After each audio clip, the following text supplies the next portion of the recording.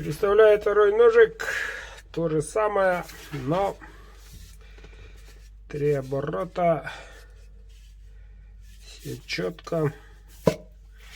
Знакомый звук. Вот такой капик. Каждый кап имеет своеобразный рисунок. Вот.